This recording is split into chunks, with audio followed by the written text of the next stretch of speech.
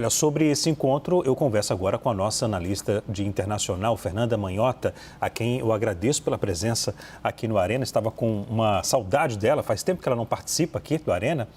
Fernanda, o que podemos esperar desse encontro? Eu sei que a pergunta é bem difícil. Boa noite. Boa noite, Leandro. Um prazer enorme estar aqui com você e com a sua audiência. Eu também estava com muita saudade, só me convidar que eu venho. Sempre que você convidar, a resposta é sim. É uma alegria compartilhar dessa bancada aqui com você. Olha, de fato, esse é um dia emblemático sob muitas perspectivas, tanto pelo início de um reengajamento eventual entre Estados Unidos e Rússia, que tem mantido relações bem ambíguas nos últimos anos, quanto, evidentemente, pela dimensão da segurança internacional mais ampla e dos impactos que um eventual cessar-fogo na Ucrânia pode gerar, não só no leste europeu, mas também em termos de segurança da própria Europa Ocidental e de estabilidade no mundo como um todo. Nesse momento, Leandro, a grande pergunta que a gente tenta responder enquanto os líderes não vêm a público se manifestar sobre os resultados dessa reunião é um pouco sobre quais são os interesses que estarão guiando de maneira prioritária, digamos assim, essas conversas. Existe, de um lado, uma preocupação que é compartilhada por boa parte dos líderes europeus e pelo presidente Zelensky da Ucrânia, de que Putin e Trump tratem isso apenas como um assunto bilateral.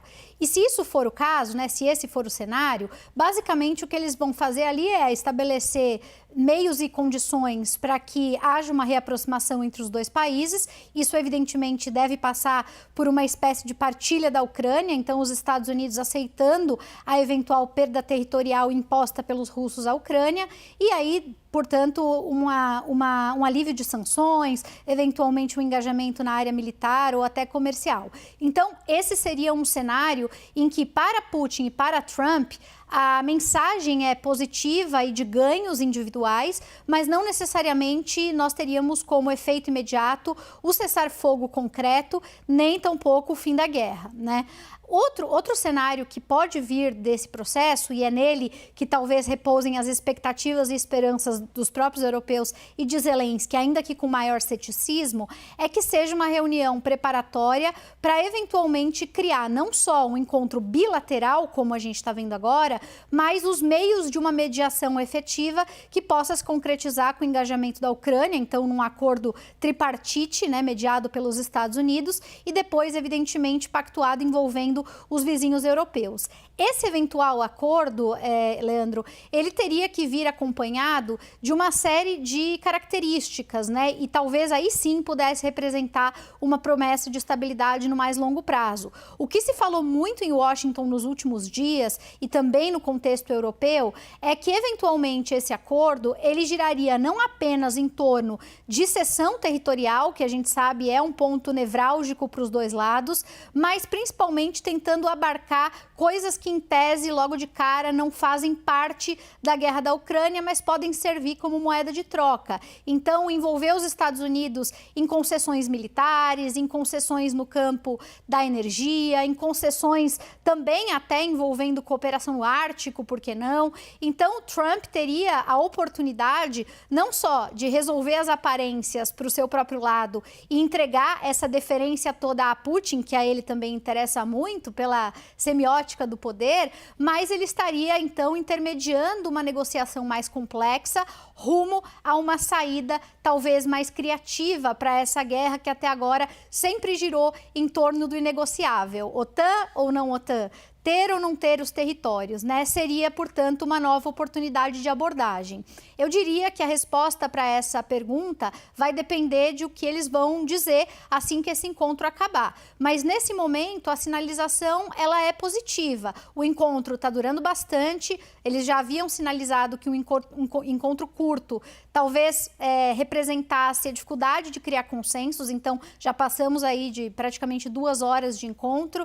Além disso, nós temos representantes de alto nível ministerial dos dois lados, pessoas que fazem parte do círculo de confiança e lealdade desses tomadores de decisão e, portanto, a gente pode assumir que há uma predisposição em negociar para valer, né? Não é apenas a foto, pelo menos até agora é isso que tudo indica. Vamos ter certeza disso a depender da abordagem que eles terão quando vierem a público, do que vão dizer, de como vão dizer, das palavras que vão optar por usar e daquilo que eles optarão por não falar a respeito. Nesse momento, tudo corre dentro de uma certa previsibilidade. Eu diria, Yuri, que Leandro, tô com o Yuri na cabeça, olha só, eu e o 360.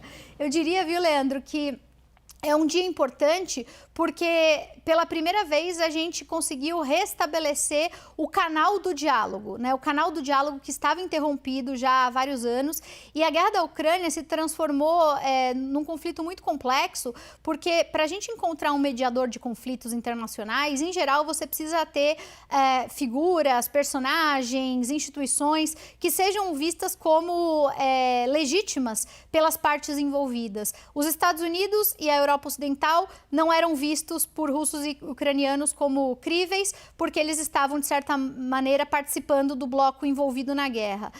No mundo emergente, também existem várias contradições e dificuldades de criar legitimidade nesse sentido. O presidente Trump tem uma relação, de fato, digamos assim, bivalente em relação aos dois personagens dessa guerra, tanto em relação à Ucrânia quanto à Rússia, e talvez esteja explorando isso como uma característica negocial. Ele aperta os termos do que ele pede e provavelmente vai usar as capacidades econômicas e militares dos Estados Unidos para impor pressão contra os russos, mas ao mesmo tempo ele entrega aos russos, por meio da presença de Putin, prestígio e credibilidade, recebendo com aceno, sorriso, tapete vermelho e aplauso, né? É algo que ele sabe que cala fundo em uma liderança desse perfil, viu, Leandro?